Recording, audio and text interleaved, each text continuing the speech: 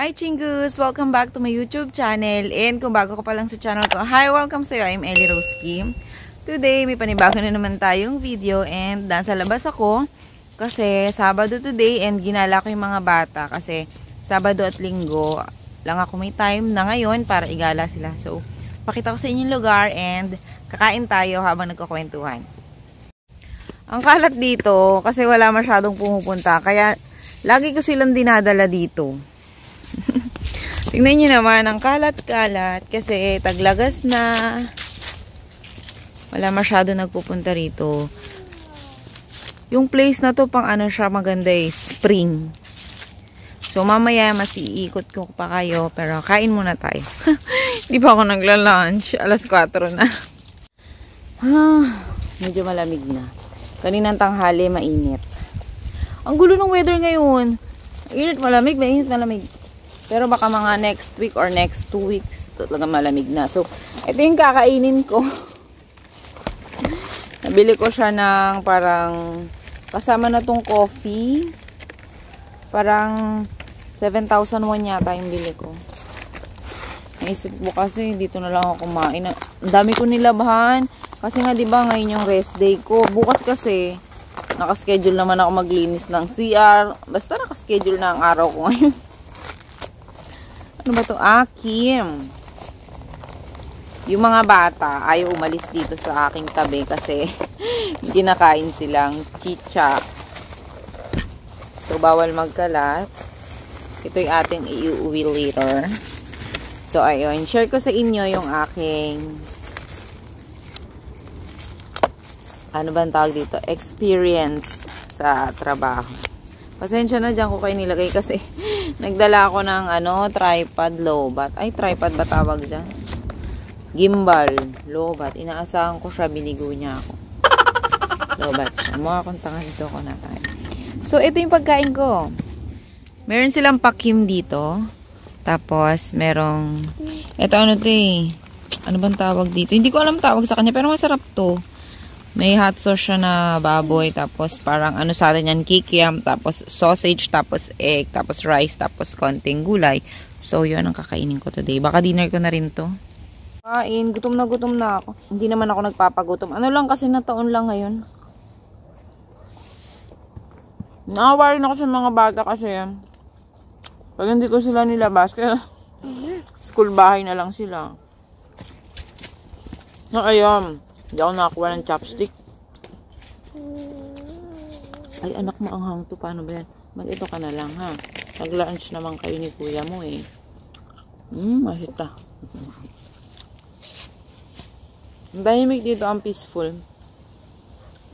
Kaso taas na taas siya.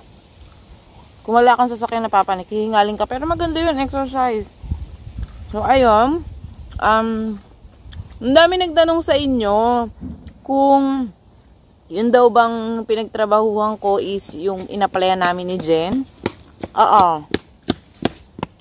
Doon din po yun. And, di ba, sabi ko sa inyo, hindi kami tinawagan. After 1 week, tinawagan si Jen. Tapos, nag-no ako kasi may Sabado siya. So, hindi ako pwede. Tapos, sinabi ni Jen, di ba, nag-work na doon si Jen. Sinabi ni Jen na, pwede naman tumanggi pag Sabado kasi siya daw natanggi pag Sabado. And yung Sabado kasi dito sa mga company, ano na siya, kumbaga rest day OT na siya, hindi na siya regular day.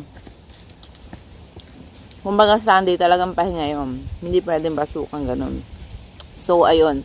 Naging, sabi ko, di okay na. So, sinabi niya sa, sa line leader nila na okay na ako. Kaya lang, di tinawagan ulit ako, no. Hindi ako sa linya niya napunta. Kasi nagkataon na nung day na yon, mas kinakailangan sa ibang line. So, sa first floor ako, sa second floor siya. And, mahirap. Oo, mahirap yung trabaho ko kasi nakatayo maghapon. Tapos, hanggang 7:30 kami. 2.5 hours ang OT ko a day. Bihira lang yung uuwi ka ng 5. Oo. Tapos, sila, nakakaya kasi magsabi 5 lang ako. Tapos, yung kasama mo, 10 o'clock. Sila nga 10 o'clock. Pero ako, kakayanin ko rin yung 10 o'clock. Kung kagaya nila ako, alam mo yun, pag uwi sa bahay, pag pagod, okay lang na, hihiga na lang. Hindi naman kasi akong pwedeng ganun, syempre may mga alaga ako. Eh sila kasi, working visa sila, so nagpunta talaga sila dito para magtrabaho. So, ganun. Siguro kung pareho kami ng sitwasyon, kakayanin ko rin yung hanggang 10. Tapos, pati Sabado, kasi wala naman ako intindihin, kundi sarili ko. Mewa. Nabago yung pwesto natin. Tinabi kasi ni Junsoy. Ngayon naglalaro na sila sa slide. Ang kagandahan lang, pag gantong season, wala nang lamok. Di ko na iniintindi. Kasi nung mga nakaraan nagpupunta kami dito, grabe lamok.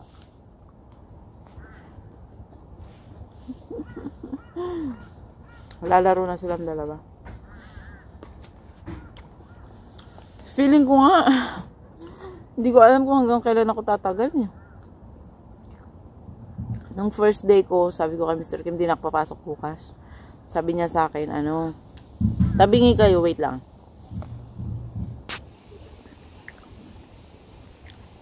Pwede na yan.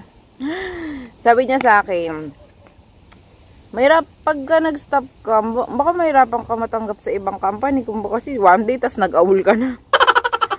Kasi nung first day ko talaga, grabe sakit ng ulo ko. Grabe, siguro nabigla talaga ako. Tapos, pumikit lang ako. Tapos, pagising ko umaga na, hindi ako nag-alarm, alas 6 ako nagising. Tapos medyo okay na pakiramdam ko. Ayun, pumasok ako. Sabi nga niya, ang aga ko daw nakatulog, tapos ang ingi-ingi ko daw, sabi ko, lakas daw milig. Sabi ko, pagod na pagod ako. Mga sumunod na araw, okay naman na. Pero, syempre, yung pagod, nandun pa rin. Pero, yung experience ko ng first day ko na talagang sakit ng ulo ko, para akong yung tipong nagbiyahe ng malayo back to back, yung ganun ka-experience, basta ganun. Iba talaga yun. Ay! Ang ganda. Nalalaglag na yung mga dahon.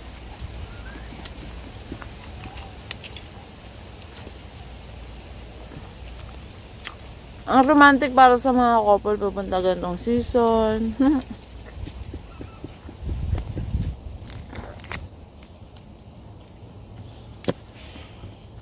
Medyo nag-aalangan din ako kasi sabi sa akin nung line leader namin ng kahapon. Hindi pwede lagi hindi ka papasok ng Saturday. Kasi pinapayagan niya na nga ako ng maximum ko lang is 7:30 eh. Kasi last week, Monday to Friday talagang 10 sila na uwi. Ako lang yung nauwi ng 7:30. Tapos sabi niya, sige. Sabi ko kasi ganyan-ganyan. Ang daming dahilan.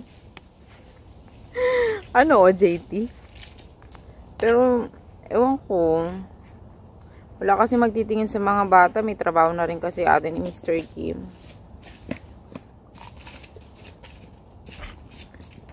Mauubos ko yata yung kanin. First time ni Jun ma-try yung coffee. Nagustuhan niya, patay tayo dyan. Coffee. Coffee. Iga-amak ka.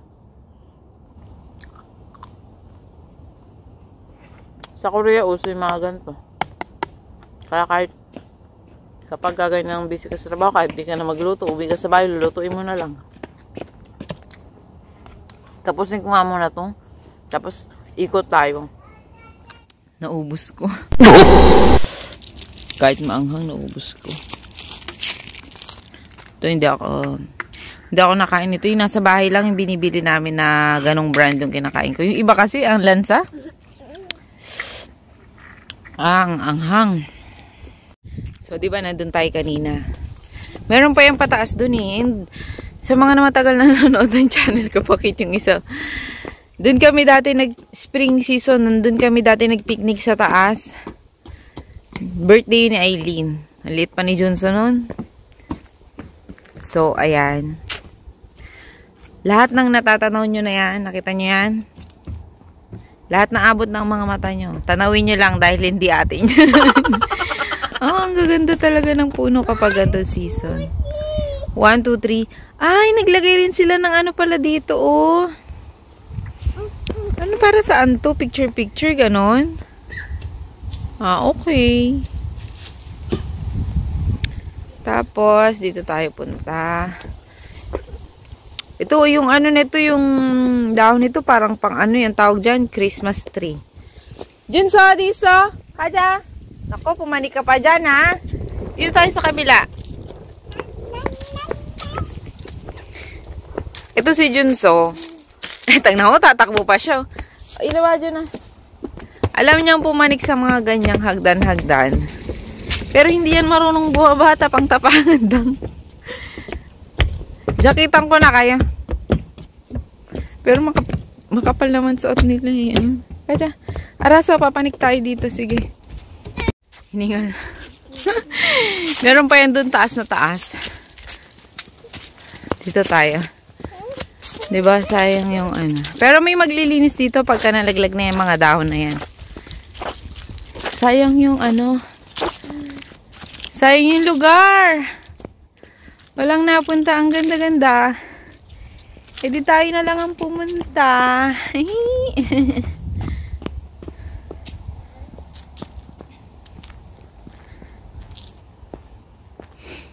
Nung wala pa akong trabaho, gusto ko mag-jogging, tapos pumanik dito, mga ganun-ganan.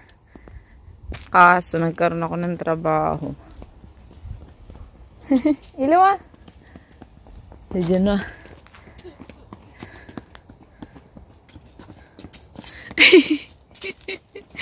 Tinataas niya yung kamay niya. Kasi sa school, akala niya siguro tumatawid siya. Sa school kasi nila, kapag tinuturuan niya yung mga ganyang edad, kapag tatawid sa pedestrian, nakataas yung kamay nilang ganyan, dalawa. Kasi di ba maliliit sila. Para makikita daw sila ng driver. Siguro basta kaya pag natawid, tinataas din yung kamay niya. Ang dami mo palang upuan dito. Meron po pala doon, hindi ko alam. Ilang beses na ako nakapunta rito, pero may upuan din pala doon. Ayun no. Hindi ko alam anong purpose niyang arko-arko na yan. Kung bakit ganyan. Una nga, akala ko gate yan eh.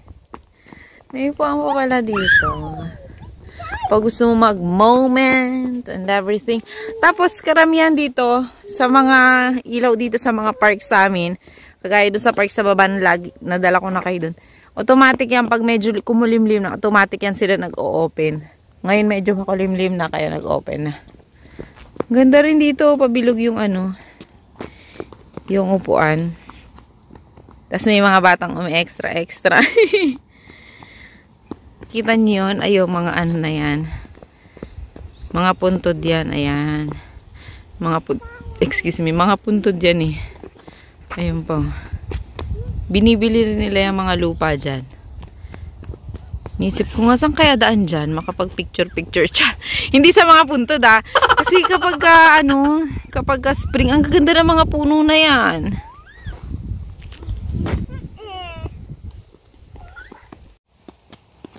Wala dito, tanaw mo buong barangay namin. Ayun o. Ang aming barangay, baw. Diyan na natatawa ako. Minsan may mga lakad siya, may mga upo siya na akala mo matanda. Na yung lakad niya, nasa likod pa yung kamay. Tapos, ayun. Ay, ang layo ng turo ko. Ayun! May mga CCTVs din dito. So, wala kang pag-aalala. Kung halimbawang gabi ka magpunta, ganyan, gabi kayo mag-picnic ng jowa mo. Picnic gabi! Basta may mga CCTV na nagkalat kahit saan. Let's go na! Let's go na! Lumabas kami, nilabas ko sila kasi pipicture-picture ako sana, tas papasyal. Si Junso, ang tagal matulog sa tanghali. Ayan. Ang dilim na. Ang pangit na ng ano. Wala na yung ano, yung sikat ng araw. Sikat ng araw nakakaganda sa mga picture-picture. Baka bukas na lang. Ayain ko rin si ano, Baka free yung mga Pinay na kapitbahay ko. Ayain natin sila. Dito pala natanaw na tanaw lahat eh. Tingnan nyo. Diba tanaw na tanaw lahat? Dito kami dumaan kanina. Ayan, sa mga puno na yan. Nagulat ako. Ang gaganda pa pala. Kasi dun sa banda ron sa hinahatidan ko sa Orini Jeep or sa school nila Junwa, palagas na eh. Dito pala may patubo pa lang. Hindi talaga sila sabay-sabay. And kapag ganun, ma-amaze ka talaga. Antag dito. Mananawa ang mga mata mo.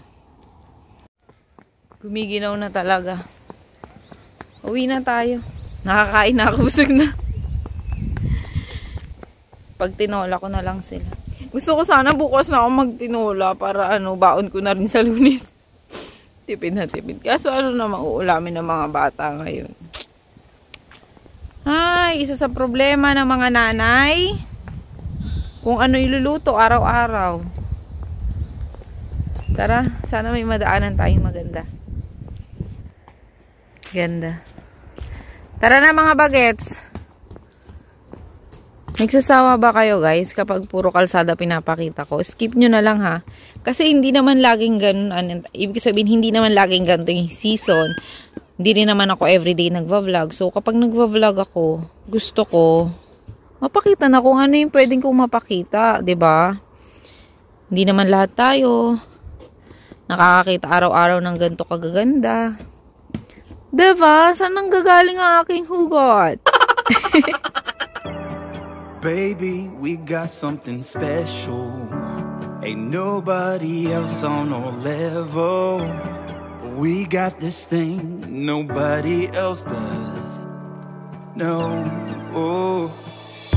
we got time on our side. There's no need to rush. Words can't explain. I need you so much. We got this thing nobody can touch. So let's keep it going, baby.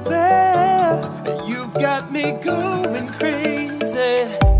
Let's slow down and get it right. Ain't nothing wrong with spending time. If we play our cards right, we'll be having the time of our lives. The time of our lives. We'll just have the time of our lives. I can't think of no one but you. I think we should see this thing through. Oh, nothing can stand in our way. Nasa bahay na kami. Magluluto ako kahit natatamad ako. Ipagluto nyo nga ako.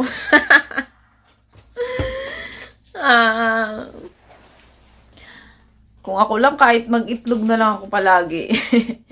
Kasi mga bata, syempre kailangan healthy. Lalo na yung mga anak ko gusto. Lagi may sabaw. Tapos ang tatakaw nila, paggabi, ako na lang yung umaawat. Kasi matutulog na lang naman, hindi na kailangan kumain ng marami. So, ayun lang sa video natin for today. Sana nag-enjoy kayo. Kasi ako sobrang nag-enjoy talaga yung mga mata ko dun sa park lang namin yun. Ang lapit lang nun. And kahit anong season, ang ganda ng lugar na yun talaga. Adjust. Makapagsabi naman ako ng park namin, kala mo naman talaga sa amin. Ang ganda ng barangay namin. Noon hindi ko na-appreciate yung lugar namin kasi nga probinsya kami. Pero ngayon, sobrang tahimik, ang linis, ang ganda ng lugar. Nakakatuwa. May gusto sumingit. Ayan na po, kasali ka na po. Ay, malaglag ka. So, bye-bye guys. Please don't forget to click like and subscribe and also hit the bell button para ma-notify kayo sa susunod pa naming video. Bye! Maraming salamat. Bye-bye daw sabi ni Junsa.